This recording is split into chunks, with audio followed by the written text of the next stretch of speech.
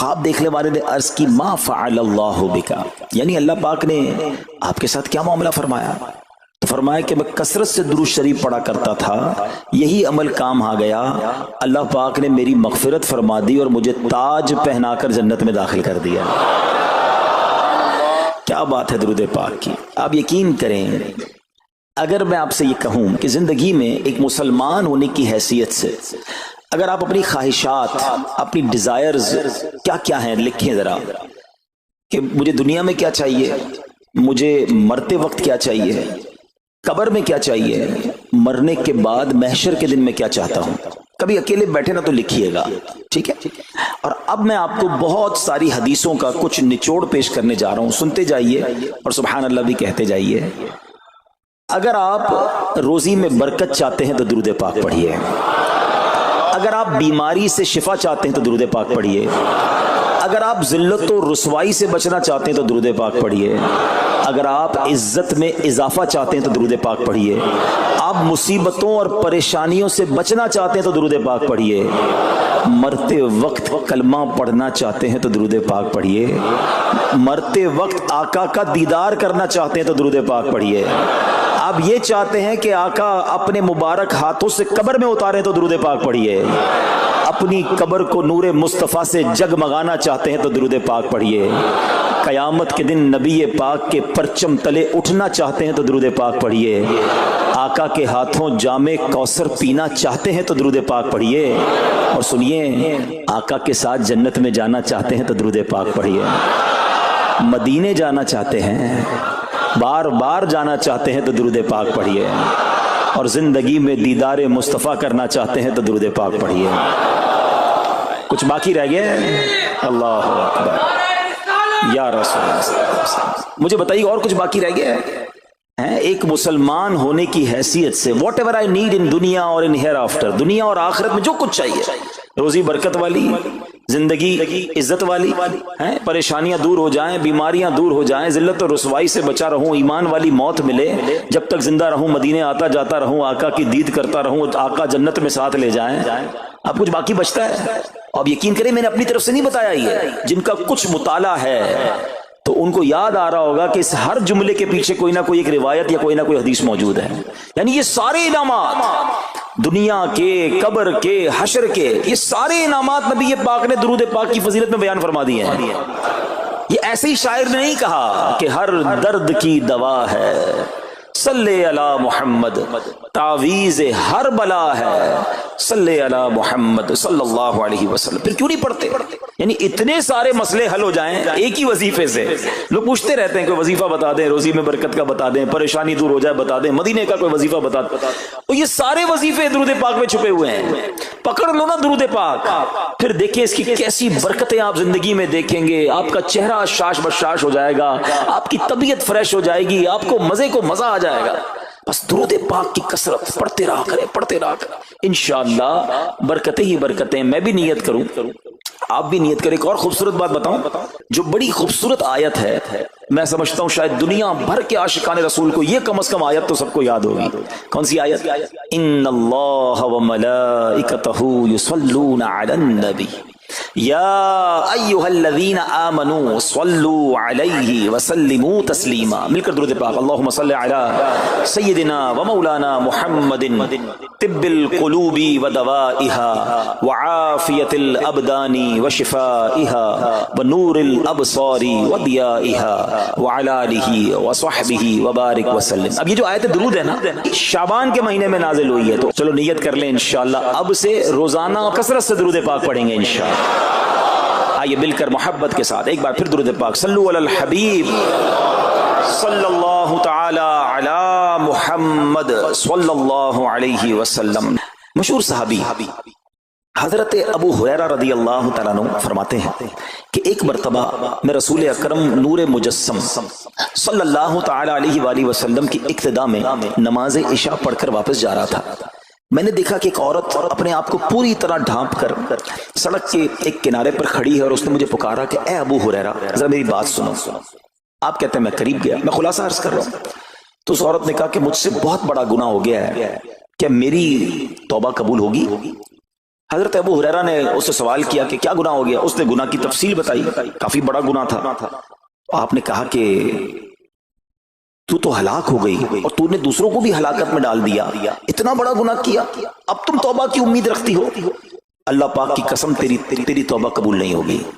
جب آپ نے یہ کہا تو وہ عورت خوف خدا سے کانپنے لگی اور اتنا زور سے کانپی کہ کانپتے کانپتے وہ بے ہوش ہو گئی۔ آپ نبی پاک کی بارگاہ میں آ گئے۔ اب آپ کو خیال آیا کہ یار میں نے اس کو کہہ تو دیا، مگر میں نے اللہ کے نبی صلی اللہ علیہ وسلم سے مشورہ تو نہیں کیا، پیارے آقا سے پوچھا تو نہیں۔ اب آپ نبی پاک علیہ السلام کی بارگاہ میں آئے اور آقا سے عرض کی کہ حضور ایسا ایسا ہوا اور ایک عورت مجھے ملی اور اس نے مجھے اپنا گناہ بتایا، میں نے کہا اتنا بڑا گناہ، اب تیری توبہ قبول نہیں ہوگی۔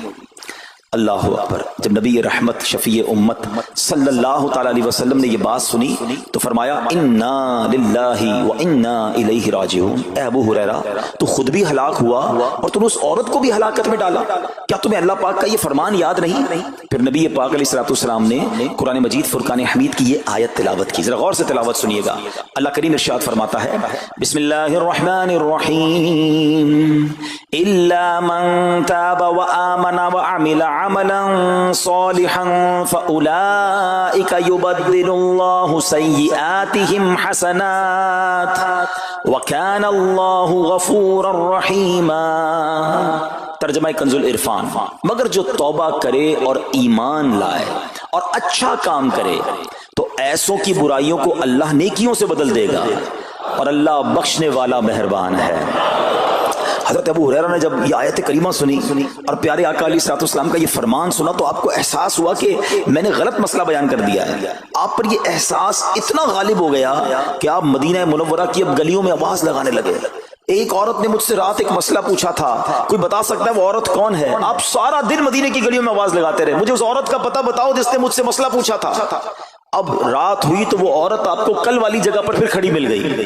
آپ فوراً اس عورت کے پاس پہنچے، اسے نبی پاک کا فرمان سنایا اور کہا تمہیں مبارک ہو، اگر تم توبہ کرو گی تو اللہ تمہاری توبہ قبول فرما لے گا۔ اب یہ عورت اتنی خوش ہوئی کہ مارے خوشی کے کہتی ہے کہ میرا ایک باغ ہے، میں نے اپنے گناہ کے کفارے میں وہ باغ راہ خدا میں صدقہ کر رہی ہوں۔ یہ پورا باغ ہے ابو ہریرہ میں اللہ کی راہ میں صدقہ کرتی ہوں۔ اللہ اکبر۔ اے میرے پیارے اسلامی بھائیو، اس ایک واقعے میں ہمارے لیے بہت کچھ ہے۔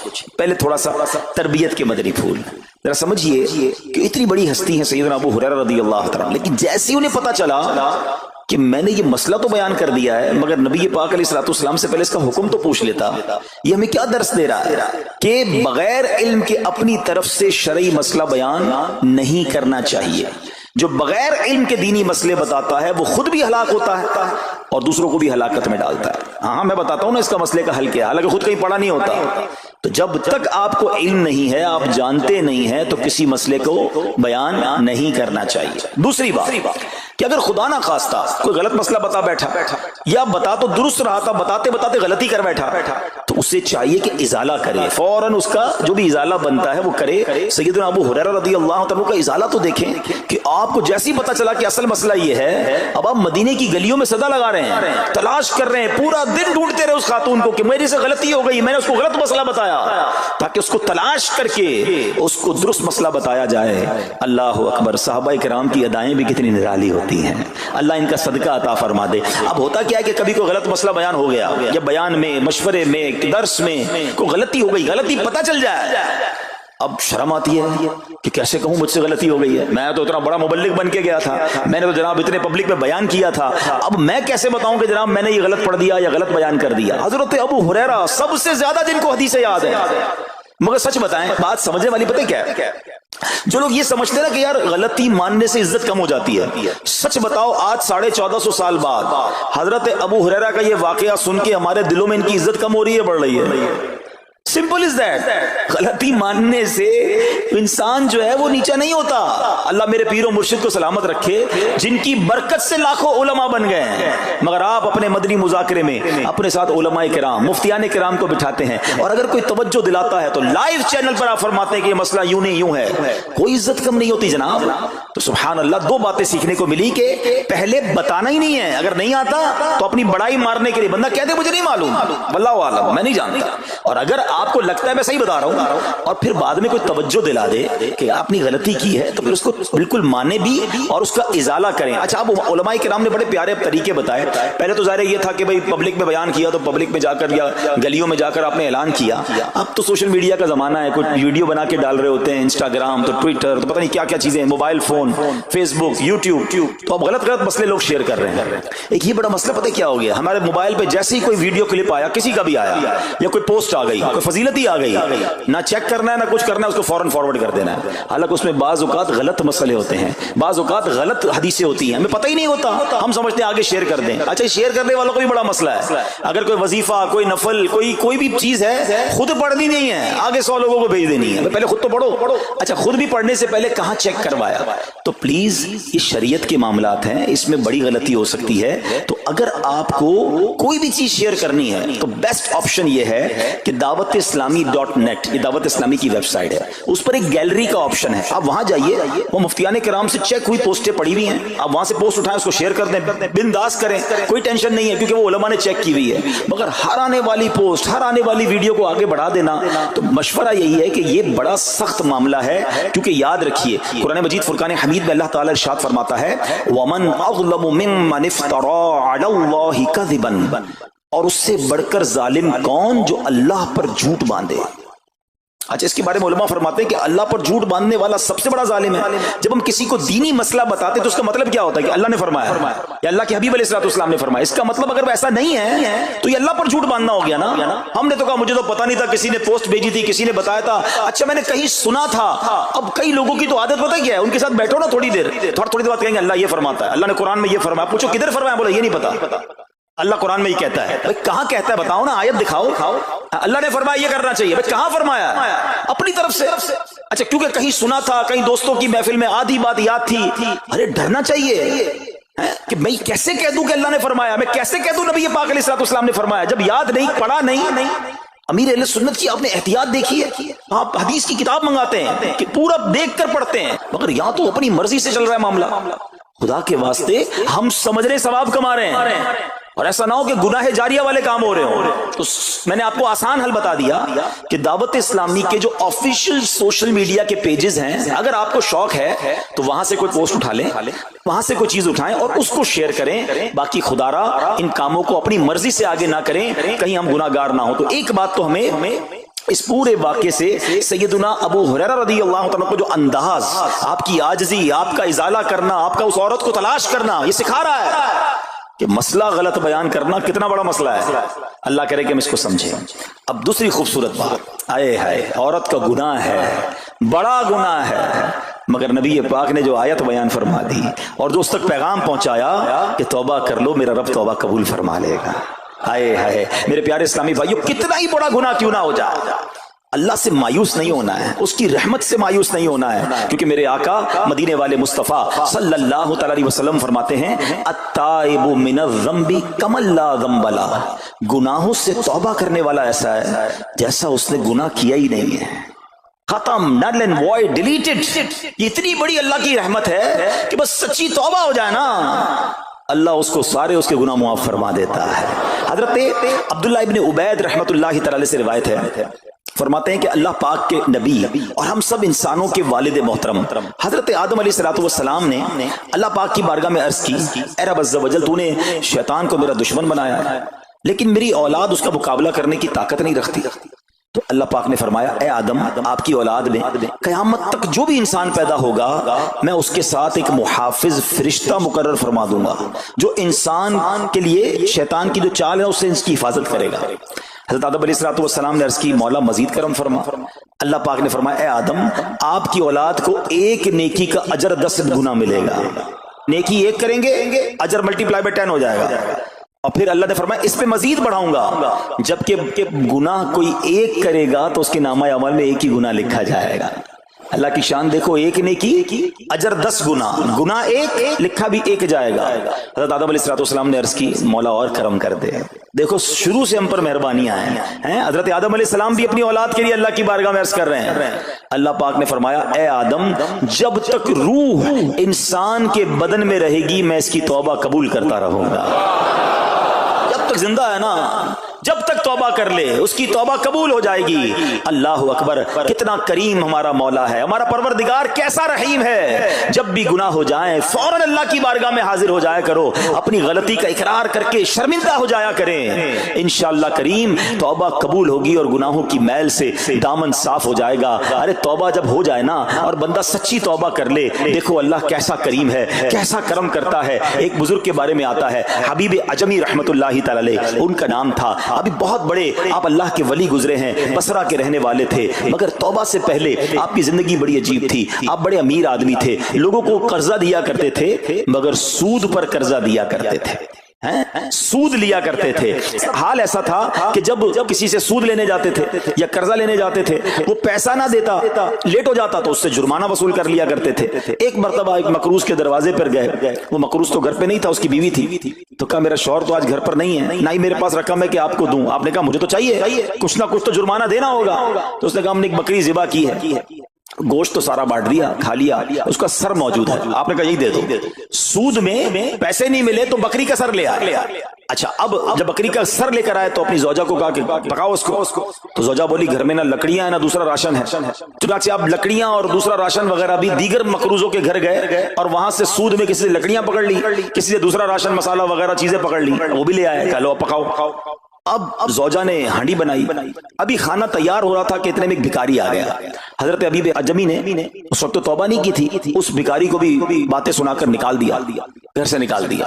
اب کھانا تیار ہو گیا، کھانے کے لیے بیٹھے، مگر جیسے ہی زوجہ نے ہانڈی کا ڈھکن اٹھایا نا تو وہ سالن جو تھا بکری کے سر کی بجائے پورا سالن خون سے بھرا ہوا تھا۔ زوجہ نے پکار کر کہا کہ دیکھو تمہارے اعمال کا نتیجہ، تمہاری کنجوسی کا نتیجہ، پوری ہانڈی خون سے بھری ہوئی ہے، سود کا مال تھا نا۔ اب ہانڈی کا یوں خون میں بدل جانا آپ کے دل پر بڑی تنبیہ ہوئی، بڑا اثر ہوا کہ یہ میں کیا کر رہا ہوں، میں کون سی روزی کما رہا ہوں۔ اللہ سے جنگ ہے نا سود کا کام کرنے والا، وہ تمام لوگ سوچیں جو سود کا کام کرتے ہیں۔ اب جب آپ کے دل پہ چوٹ لگی تو آپ نے اب توبہ کرنے کا ارادہ کیا کہ بہت ہو گیا، اللہ کو بڑا ناراض کر لیا۔ تو آپ حضرت حبیب عجمی اب باہر نکلے کہ حضرت امام حسن بصری کی بارگاہ میں جاتے ہیں اور وہاں جا کر توبہ کرتے ہیں۔ مگر جیسے ہی اب باہر نکلے نا تو کچھ بچے کھیل رہے تھے، کھیلتے ہوئے بچے نے آواز لگائی جلدی سائڈ پہ ہو جاؤ، دور ہو جاؤ، حبیب عجمی سود خور آ رہا ہے، کہیں ایسا نہ ہو کہ اس کے قدموں کی دھول ہم پر پڑے اور ہم بھی بدبخت ہو جائے۔ پھر دل پر چوٹ لگی کہ یار بچہ مجھ سے نفرت کرتا ہے، ایسا کام کرتا ہوں میں، اللہ بھی ناراض، اللہ کے بندے بھی ناراض، اور دل پر چوٹ لگی۔ حضرت حسن بصری رحمت اللہ تعالی کی خدمت میں گئے، بڑی سچی توبہ کی، اللہ کو راضی کرنے کے لیے پکی نیت کی، ابھی توبہ کی ہے، وہ بڑی نیکیاں نہیں کر لی، واپس آ رہے ہیں۔ جیسے واپس آ رہے ہیں تو دیکھا کہ وہی بچے کھیل رہے ہیں۔ اب ان بچوں میں کسی نے آپ کو دیکھا تو کہا کہ اب حبیب توبہ کر کے آ رہے ہیں، دور ہو جاؤ، کہیں ہمارے قدموں کی دھول ان پر نہ پڑ جائے تو ہم گناہگار نہ ہو جائیں۔